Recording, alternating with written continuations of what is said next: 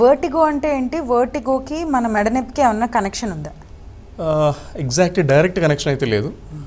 Vertigo అని మనం సాధారణంగా ఏదో అందరూ వాడుక భాషలో ఏదైతే అంటాం, వర్టిగో అంటే కళ్ళు తిరగడం అంటాం. దాన్ని డీటెయిల్డ్గా ఎవాల్యుయేట్ చేస్తే మనకు తిరుగుతున్నట్టు అనిపిస్తుందా, లేకపోతే మన చుట్టూ ఉన్నవి కదిలిపోతున్నట్లు అనిపిస్తుంది అంటే మనం డీటెయిల్గా కూర్చొని మాట్లాడినప్పుడు వాళ్ళు చెప్పే లక్షణాలు వేరే ఉంటాయి. సో ఓవరాల్గా సింపుల్గా చెప్పాలంటే కళ్ళు తిరగడానికి వర్టిగో అనుకోవచ్చు. ఎందుకు కళ్ళు తిరుగుతున్నాయి, ఆ సెన్సేషన్ ఎందుకు వస్తుంది అనేది మనం ఇంపార్టెంట్.